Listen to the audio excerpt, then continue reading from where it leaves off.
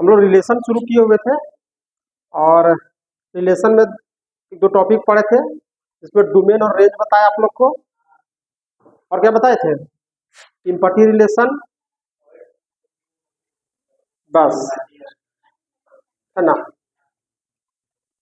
चलिए नेक्स्ट हम लोग उसके आगे पढ़ते हैं यूनिवर्सल रिलेशन। ठीक,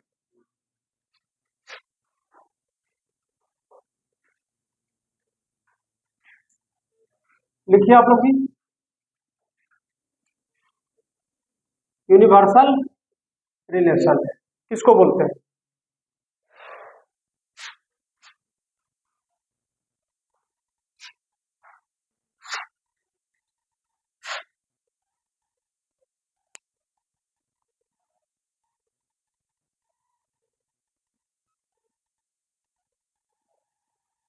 देखिए a relation are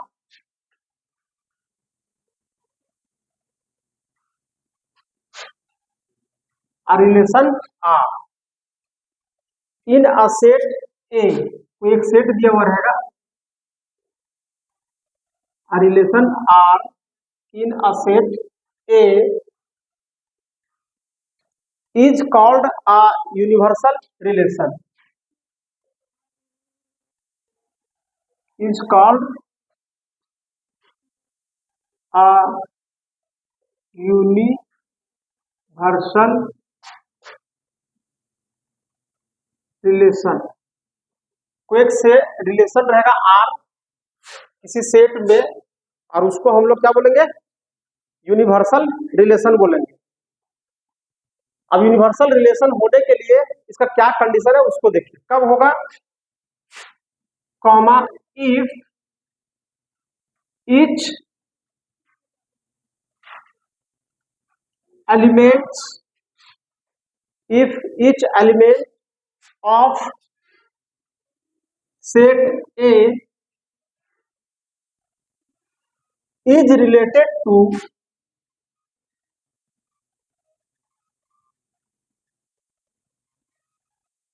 if each element of set A is related to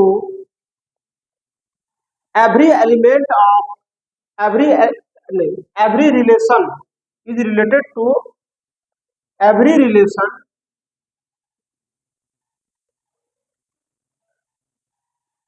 in set A,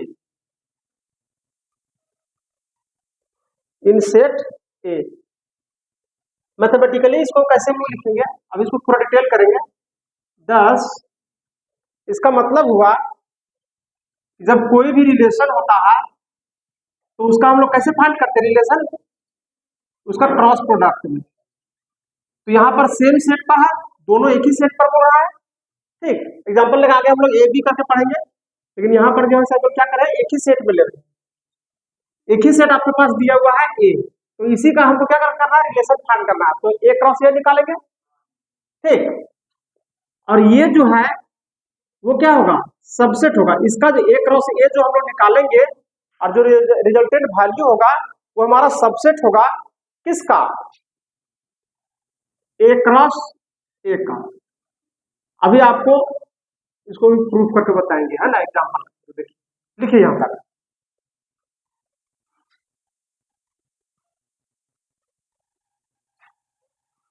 आगे लिखिएगा is the universal relation on set A.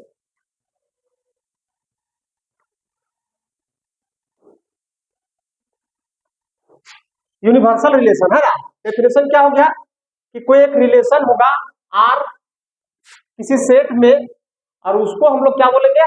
Universal relation बोलेंगे। यूनिवर्सल रिलेशन कब होगा? उसके लिए कंडीशन है कि जो सेट ए का एलिमेंट होगा वो रिलेट करेगा एवरी रिलेशन इन सेट ए में। यानी कि कोई एक रिलेशन है तो दोनों एक ही चीज बता रहा है, मतलब सेट ए से ए के ही बोल रहा है रिलेट करना है हमको। तो इसका मतलब है कि जब भी हम लोग रिलेशन निकालेंगे, ठीक, तो यहाँ पर सेम सेट की बात करें तो ए क्रॉस ए होगा और जो इसका रिजल्टेंट वैल्यू होगा वो सबसेट होगा ए क्रॉस ए का, तो उसी को हम लोग क्या बोलेंगे, यूनिवर्सल रिलेशन बोलेंगे। कैसे होगा उसका एक एग्जांपल देखिए यहाँ पर। मान लीजिए लेट एक सेट मान लीजिए वन, एक सेट हम मान लीजिए ए और उसमें कुछ एलिमेंट्स है, क्या है, 1 2। हमको क्या निकालना है, आर निकालना। क्या निकालना है, आर यानी रिलेशन निकालना। रिलेशन निकालने के लिए क्या करना है हमको, ए क्रॉस ए करना। तो ए क्रॉस ए यानी कि सेट ए का मान कितना है, 1 2, क्रॉस प्रोडक्ट 1 2, है ना। इसका क्रॉस करेंगे तो क्या होगा, फर्स्ट सेट का सेकेंड सेट के साथ, है ना। तो फर्स्ट एलिमेंट सेकेंड सेट का फर्स्ट एलिमेंट कीजिए, तो 1 का 1 के साथ, 1 का 2 के साथ, यानी 1 का 1 के साथ, 1 का 2 के साथ, उसके बाद 2 का 1 के साथ, फिर 2 का 2 के साथ, है ना। ये हमारा एक रिलेशन बना, और इसको भी हम लोग किसमें लिखते हैं, सेट के अंदर लिखते हैं। अब हमको इस ये जो रिलेशन है इसको सेटिस्फाई करना है, देखना है कि ए क्रॉस ए जो है वो सबसेट होगा कि नहीं होगा ए क्रॉस ए का। अब देखिए यहाँ पर समझिए, R equal to A cross A बोल रहा था, R equal to A cross A निकाले, तो सेट ए का मान हम लोग लिख दिया, इसका क्रॉस प्रोडक्ट किए, तो ये रिलेशन आ गया हमारा। अब ये होना चाहिए सबसेट किसका, ए क्रॉस ए का, तो है कि नहीं है, देखिए है, क्योंकि ए क्रॉस ए निकालोगे तो यही चीज आएगा, फिर यही चीज आएगा ना, यानी कि सेम चीज हमारा फिर यहाँ लिखाएगा। तो हम लोग पढ़े थे सबसेट, क्या पढ़े थे कि अगर सेट ए, अगर कोई एक सेट है दिया हुआ है, इसका सारा एलिमेंट अगर सेट बी में होता है तो सेट ए हमारा सबसेट हो गया, है ना। तो ये एलिमेंट किसका है, ए क्रॉस ए का है ना। और बोलता है कि सबसेट होना चाहिए ए क्रॉस ए का, तो सबसेट ए क्रॉस ए का, यानी कि यहाँ पर भी जो हमारा रिजल्टेंट वैल्यू होगा ए क्रॉस ए का, वो यही चीज आएगा, आएगा ना। तो ये सारा एलिमेंट यहाँ आ जाएगा ना। इसका मतलब हुआ कि जो हमारा दिया हुआ है relation, universal relation R equal to A cross A, subset of A cross A, तो जब हम लोग इस रिलेशन को प्रूफ करेंगे तो यहाँ प्रूफ के देखिए R equal to A cross A निकाले, आपका रिजल्ट आ गया इतना, ठीक है ना। और ये हमारा क्या है, ए क्रॉस ए के बराबर है ना। इसका मतलब कि हम लोग कह सकते हैं कि ये जो है सबसेट हो गया ए क्रॉस ए का। और जब ऐसा होता है तो इसी को हम लोग क्या बोलते हैं, यूनिवर्सल रिलेशन ऑन ए, समझे, उतारिए।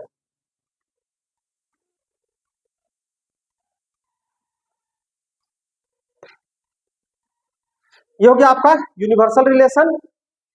नेक्स्ट हम लोग पढ़ेंगे आइडेंटिटी रिलेशन, इसको मिटा दे।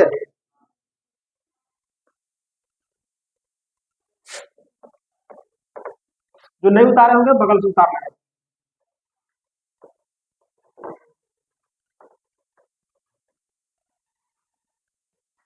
आइडेंटिटी रिलेशन लिखिए,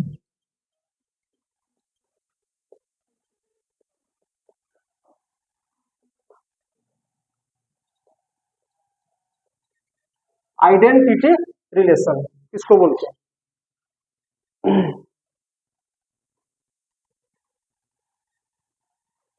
देखिए द रिलेशन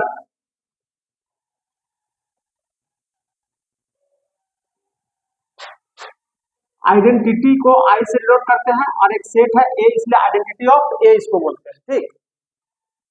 द रिलेशन, हाँ ये हमारा सेट है, आई ए इज इक्वल टू क्या होना चाहिए, सेट ऑफ ए कॉमा ए, यानी कि सेम सेम एलिमेंट जो होता है, ठीक, सेम सेम जो एलिमेंट होता है वही हमारा क्या हो जाता है, आइडेंटिटी रिलेशन हो जाता है। और सच दैट जो एलिमेंट होगा यहाँ पर वो हमारा किसका होगा, सेट ए का होगा। अब एक एग्जांपल लेंगे, वो हमारा से आपको क्या हो जाएगा, क्लियर हो जाएगा। तो इसी को हम लोग बोलते हैं इज कॉल्ड आइडेंटिटी रिलेशन।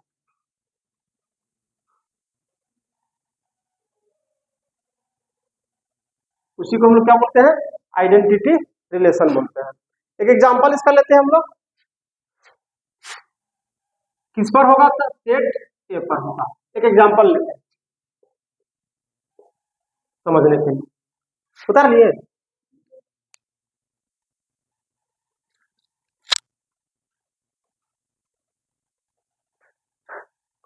मान लीजिए कि आपके पास कोई एक सेट है ए, उसमें कुछ एलिमेंट्स है 1 2 3, ठीक। तो हम लोग फाइंड कीजिए आर इक्वल टू क्या हो जाएगा, हम लोग सेमी सेट पर कर रहे हैं तो ए क्रॉस ये, ठीक। क्या कर रहा होगा, बोर्ड में लिखते हैं ना, तो यहाँ ध्यान दीजिएगा, लिखने का टाइम अलग से देंगे, है ना।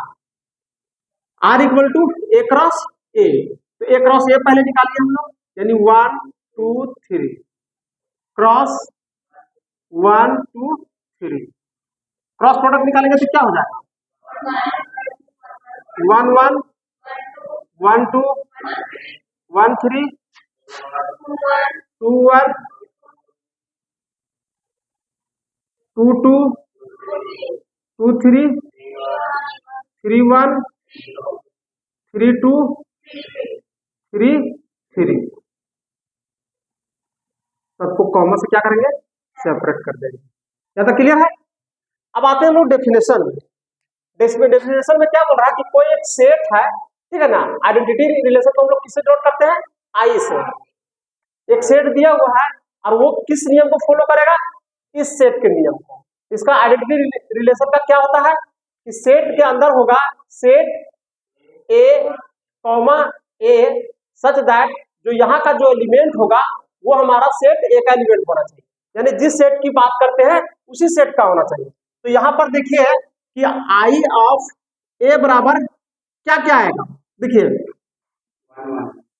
दोनों जगह पर वैल्यू क्या होना चाहिए, सेम होना चाहिए।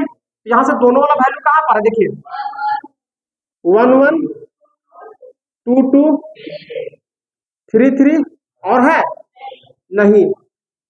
अब देखिए 1 1 यानी 1 यानी 2 या फिर 3, ये सभी किसका एलिमेंट है, सेट ए का एलिमेंट है कि नहीं। तो हम लोग यहाँ इसको लिख सकते हैं ऐसे, इसको हम लोग फॉर ऑल पढ़ते हैं। फॉर ऑल जो 1 2 3 है वो किसका एलिमेंट है, सेट ए का एलिमेंट, बिलोंग्स टू सेट ए।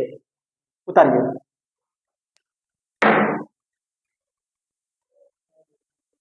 चलिए यहाँ देखें हम लोग आइडेंटिटी रिलेशन।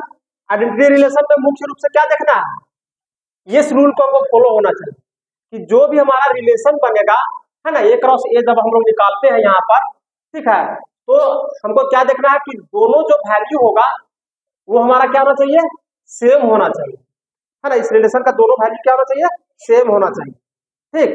तो जो जो हमारा सेम सेम होगा वही हमारा किस में आ जाएगा, आइडेंटिटी रिलेशन में होगा। यानी अगर हम लोग 1 2 बोलेंगे ये वाला आएगा, 1 2 नहीं आएगा, 1 3 भी नहीं आएगा, 2 1 भी नहीं आएगा, क्योंकि यहाँ पर क्या बोल रहा है कि दोनों वैल्यू क्या है, सेम है। तो हर एक जगह पर क्या होना चाहिए, सेम होना चाहिए। तो जो जो हमारा सेम होगा, ए क्रॉस ए जब आप निकालोगे, ए क्रॉस ए जब आप निकालोगे तो उसमें वैसा रिलेशन जिसका दोनों एलिमेंट क्या होना चाहिए, सेम होना चाहिए, तो वो किस में आ जाएगा, हमारा आइडेंटिटी रिलेशन में आ जाएगा। क्लियर हो गया। हाँ, नेक्स्ट टाइम हम लोग पढ़ने जा रहे हैं इक्विवेलेंस रिलेशन, ठीक। क्या पढ़ने जा रहे हैं, इक्विवेलेंस रिलेशन। यहीं से आपका क्वेश्चंस आएगा, ठीक। और इसको अच्छा से समझिएगा, बेसिक्स ये क्लियर हो गया ना। चलिए नेक्स्ट हम लोग को पढ़ना है वेरियस टाइप्स ऑफ रिलेशन, ठीक। हेडिंग दीजिए,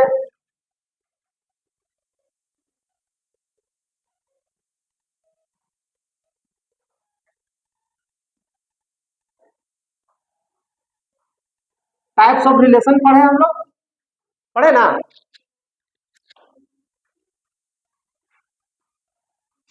उसी में कुछ और भी रिलेशंस है ना, जिसको हम लोग वेरियस टाइप्स ऑफ रिलेशन में बोल रहे हैं। तो क्या क्या है वेरियस टाइप्स ऑफ रिलेशन में और भी एक्स्ट्रा में, उसको देखते हैं।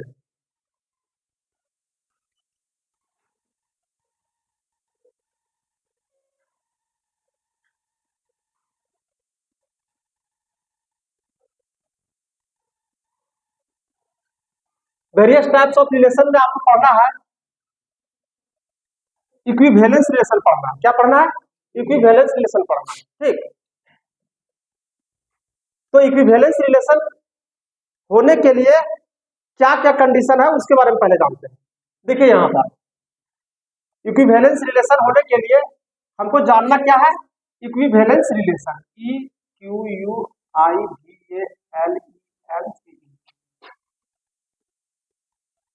अभी लिखिएगा नहीं, ठीक है ना। इक्विवेलेंस रिलेशन हमको पढ़ना मुख्य रूप से क्या है, इक्विवेलेंस रिलेशन पढ़ना है। ठीक, अब इस इक्विवेलेंस रिलेशन होने के लिए क्या कंडीशन है उसके बारे में जानते हैं।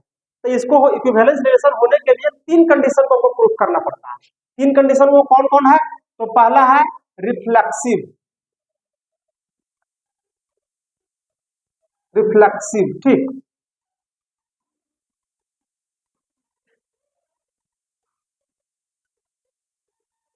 क्या है? रिफ्लेक्सिव। दूसरा होता है आपका सिमेट्रिक,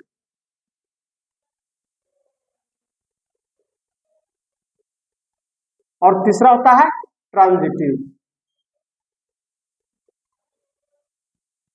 रिलेशन को क्या होना पड़ेगा? रिफ्लेक्सिव रिलेशन होना पड़ेगा, सिमेट्रिक रिलेशन होना पड़ेगा, या फिर ट्रांजिटिव रिलेशन होना होगा। समझे? क्या क्या होना होगा? रिफ्लेक्सिव, सिमेट्रिक और ट्रांजिटिव। अगर कोई रिलेशन इन तीनों कंडीशंस को अगर सेटिस्फाई करता है ना, ऐसा एग्जांपल दिया हुआ रहेगा जो ये तीनों कंडीशन को क्या करेगा? सेटिस्फाई करेगा, तब हम लोग क्या बोलेंगे? इसको इक्विवेलेंस रिलेशन बोलेंगे। तो हम लोग इसको क्या बोलेंगे? इक्विवेलेंस रिलेशन बोलेंगे। तो हम लोग 1 बाय 1 पढ़ते हैं। ठीक, उतारिएगा।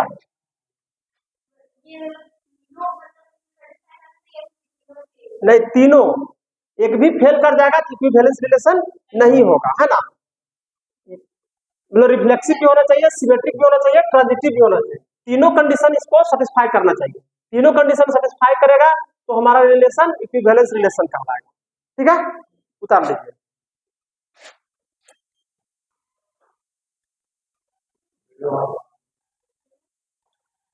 अब देखिए, हमको इक्विवेलेंस रिलेशन प्रूव करना है, तो उसके पहले क्या करना होगा आपको?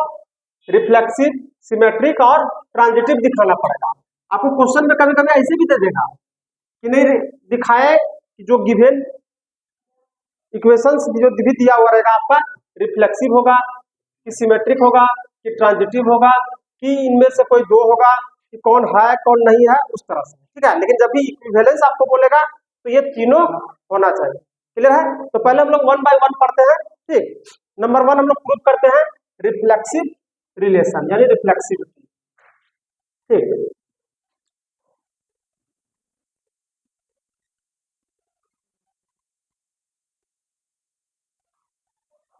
मान लीजिए लेट, सबके लिए कॉमन मानते हैं। ठीक, ऊपर मान लेते हैं let A B non empty set. मान ले रहे हैं कि ए हमारा क्या है? नन इम्पटी सेट है। नन इम्पटी मतलब हाँ, मतलब इम्पटी नहीं होना चाहिए, मतलब एलिमेंट सेट में कुछ ना कुछ एलिमेंट होना चाहिए। नॉन इम्पटी का मतलब क्या हो गया? उसमें कोई ना कोई एलिमेंट होगा। एक भी एलिमेंट खाली, मतलब एक भी कोई एलिमेंट नहीं है ऐसा नहीं होना चाहिए, है ना। मतलब ब्लैंक्स नहीं होना चाहिए, हाँ एलिमेंट्स होना चाहिए। ठीक है, तो वो हमारा क्या हो गया? नॉन इम्पटी सेट हो गया। ठीक, क्या हो गया? नॉन इम्पटी, एक साथ लिखना है। ठीक, नॉन इम्पटी सेट। ठीक, then a relation R किस पर? On set A पर। then a relation R on set A, उसी को हम लोग क्या बोलेंगे? Is said to be. Number 1 में क्या बोलेंगे? रिफ्लेक्सिव। फिर नंबर 2 क्या बोलेंगे? सिमेट्रिक। नंबर 3 में क्या बोलेंगे? ट्रांजिटिव। यानी कि तीनों के लिए जो 1 2 3 में लिखे ना, रिफ्लेक्सिव, सिमेट्रिक और ट्रांजिटिव, तीनों के लिए हम लोग कॉमन मान लिए हैं। ये लाइन हम तीनों के लिए क्या है? कॉमन। तो रिफ्लेक्सिव कब होगा? रिफ्लेक्सिव होने के लिए क्या बोलता है कि जो रिलेशन है आपका, ठीक, क्या होना चाहिए कि इफ, जब भी रिफ्लेक्सिव होगा तो आइडेंटिटी रूल्स को फॉलो करना चाहिए। रिफ्लेक्सिव होगा तो क्या होना चाहिए? आइडेंटिटी रूल्स को, आइडेंटिटी रिलेशन को फॉलो कर साटिस्फाई करेगा। तो आइडेंटिटी में हम लोग क्या पढ़े थे? सेम सेम, है ना। आइडेंटिटी में हम लोग क्या पढ़े थे? सेम सेम, है ना। तो a comma a belongs to R, है ना, a comma a belongs to R for all. ये जो ए है वो किसका एलिमेंट होगा, सेट ए का एलिमेंट होगा। इसका मतलब हुआ कि ए जो एलिमेंट हम लिए हैं वो किसका एलिमेंट है, सेट ए का एलिमेंट। इसी को हम लोग लिख सकते हैं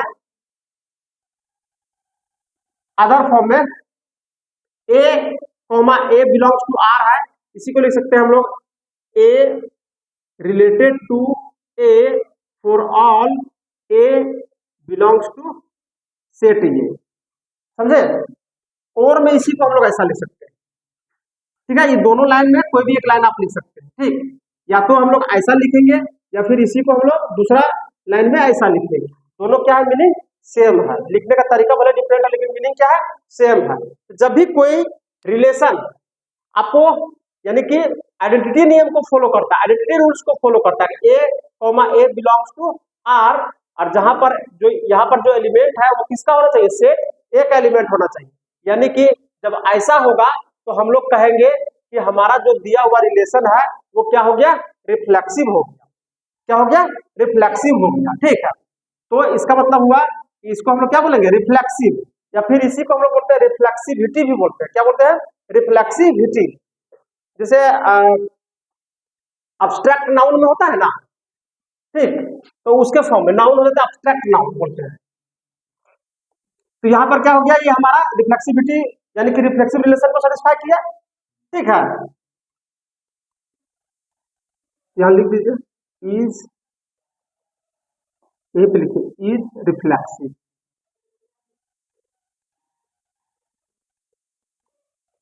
रिफ्लेक्सिव, ठीक है। दूसरा सेकेंड नंबर में क्या था आपका, सिमेट्रिक था। क्या था आपका, सिमेट्रिक था। सिमेट्रिक में क्या बोलता है कि मान लीजिए आपके पास एक रिलेशन है ए बी, ठीक है। एक रिलेशन क्या है, ए बी, जो बिलोंग्स कर रहा है कहां पर, बिलोंग्स आर, ठीक है। यानी कि जो भी हम लोग ए क्रॉस ए जब निकालेंगे तो हम लोग इस तरह का फॉर्मेट आएगा, ठीक। फॉर ऑल ए और बी किसका एलिमेंट होना चाहिए, सेट ए का एलिमेंट होना चाहिए। किसका एलिमेंट होना चाहिए, सेट ए का एलिमेंट होना चाहिए। यानी कि इस सेट में एलिमेंट कौन कौन है, ए और बी है। मान के चलिए ना कि जो सेट ए है वहां पर हम लोग ए बी सी इस तरह का एलिमेंट पहले से है, ठीक। बात समझे, क्या है, इस तरह का एलिमेंट हमारा पहले से है। तो जब आप ए क्रॉस ए निकालोगे तो ये बी बी सी सी भी आएगा, ए बी ए सी भी आएगा, बी ए बी सी भी आएगा ना। मतलब कि तीनों का तीन से बार करते हैं ना हम लोग, जैसे 1 2 3 का कैसे कर रहे थे उस तरह से तरीके से। तो मान लीजिए कि आपके पास जो सेट है उसमें इस तरीके का एलिमेंट पहले से दिया हुआ है, इसीलिए हम बार बार बोल रहे हैं यहाँ पर कि ए और बी किसका एलिमेंट होगा, सेट ए का एलिमेंट होगा। यानी कि ये दोनों कहां पर है, इस सेट में है। यहाँ पर जैसे हमको एक ही एलिमेंट की बात चर्चा हो, यहाँ सेम बात हो रहा था, तो हमारा मान लेते हैं हम लोग तो वो एलिमेंट सेट ए में होना चाहिए या फिर वही एलिमेंट सेट बी में होना चाहिए, ठीक है। तो रिफ्लेक्सिविटी होने के लिए क्या होना चाहिए कि जब A B belongs to R हो रहा है तो बी ए बिलोंग्स टू भी आर होना चाहिए। इसका मतलब है कि बी कॉमा ए भी हमारा क्या होना चाहिए, आर में होना चाहिए, ठीक है ना।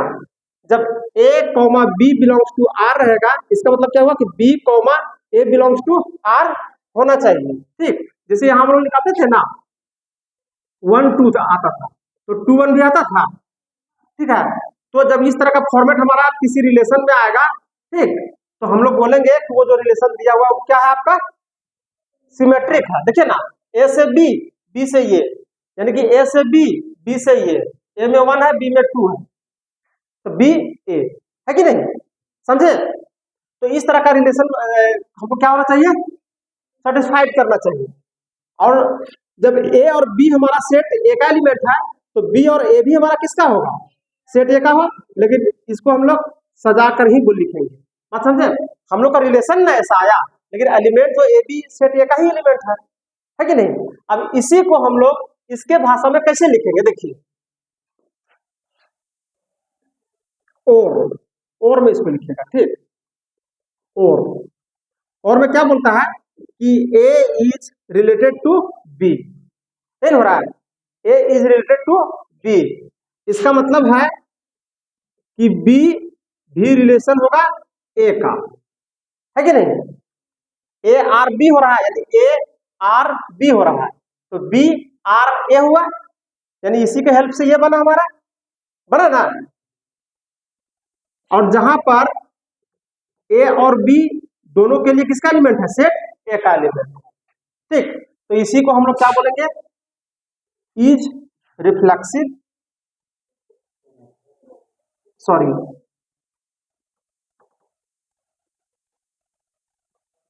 Is symmetric.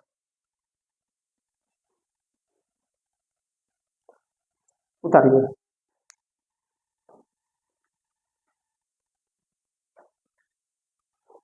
रिफ्लेक्सिव में हमारा क्या होना चाहिए था, सेम सेम में हमारा होना चाहिए।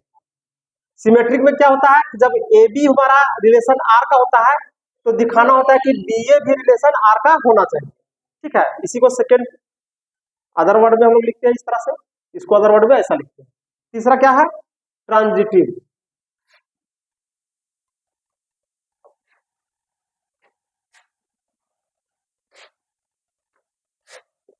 थर्ड नंबर में ट्रांजिटिव, ट्रांजिटिव, ठीक। ट्रांजिटिव में क्या होता है उसको देखिए, ध्यान दीजिएगा। मान लीजिए कि आपके पास एक रिलेशन ए बी है जो कहां पर है, आर में, एंड एक रिलेशन बी सी है वो भी कहां पर है, आर में। तो यदि आप इसको दिखा देते हैं कि A B belongs to R and B C belongs to R, यदि आप इसको दिखाने में ये कामयाब हो जाते हैं कि ए कॉमा सी भी हमारा किसका होना चाहिए, आर में ही होना चाहिए, समझे। इसको ऐसे समझिए,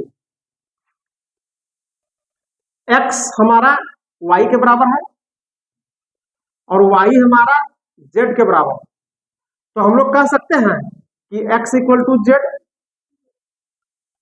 कह सकते हैं ना। देखिए सब कोई देखिए, ध्यान से देखिए, एक्स बराबर वाई है और वाई बराबर जेड है, तो एक्स और जेड भी बराबर होगा, क्योंकि वाई का मान यहाँ पुट कर दीजिए, तो जब वाई का मान यहाँ पुट करोगे तो ये जेड हो गया, वाई इक्वल टू कितना है, जेड है ना, तो एक्स बराबर जेड आया, ठीक है। तो यही चीज बोलता है आपको, समझे बात को, कि यदि ए बी बिलोंग कर रहा है आर में और बी सी भी किसमें बिलोंग कर रहा है, आर में, आर मतलब रिलेशन में, इसका मतलब है कि ए कॉमा सी, जब इसको सोल्व करोगे ना तो आपको क्या आना चाहिए, ए कॉमा सी, यानी कि ए बी के स्थान पर जो डिजिट दिया हुआ रहेगा और बीसी में जो डिजिट दिया हुआ रहेगा, तो ए और सी के बराबर आना चाहिए, यानी इसके बराबर आना चाहिए। तो ए सी बिलोंग्स टू भी क्या होना चाहिए, आर में होना चाहिए। और यदि ऐसा हम लोग प्रूव कर देते हैं तो हम लोग यहाँ पर बोलेंगे कि जो ए बी और सी एलिमेंट्स है वो किसका होगा, सेट ए का होगा, ठीक है। यानी इसको अदर वर्ड में हम लोग कैसे लिखेंगे, कैसे लिखेंगे कि ए आर बी, है ना, and B R C. This imply A R C for all A, B, C। ये तीनों किसका एलिमेंट होगा, सेट ए का एलिमेंट होगा, ठीक।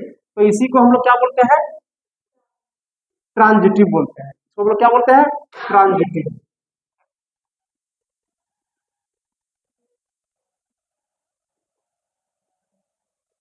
ट्रांजिटिव, ठीक। बताइए,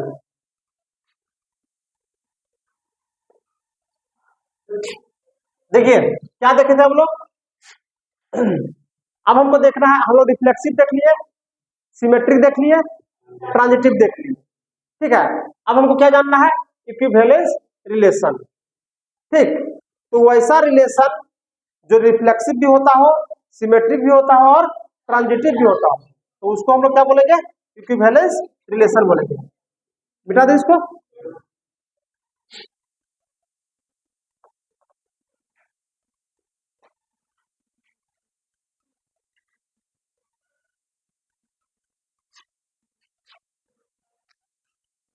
हेडिंग दीजिए equivalence relation.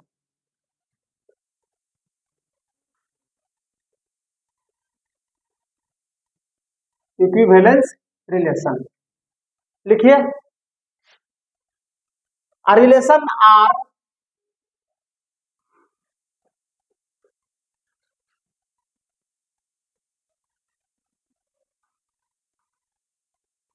are in a set A is said to be an equivalence relation if it is number 1 क्या होना चाहिए, रिफ्लेक्सिव।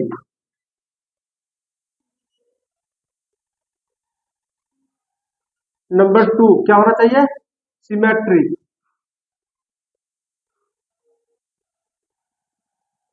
एंड नंबर 3 में क्या होना चाहिए, ट्रांजिटिव।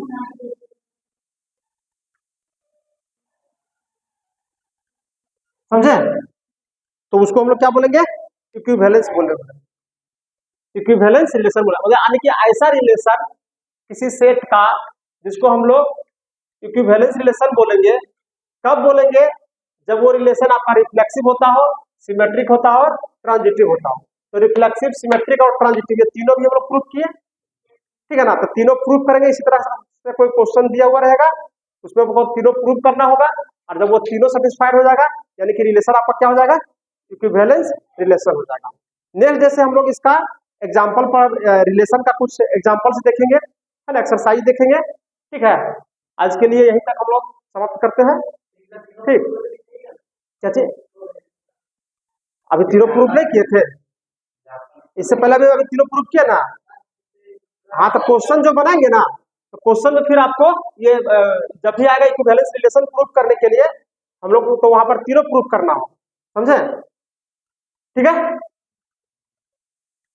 चलिए वीडियो अच्छा लगा होगा तो इसको सब्सक्राइब कीजिएगा, लाइक कीजिएगा और अपने दोस्तों को शेयर कीजिए। बहुत बहुत धन्यवाद आप लोगों को।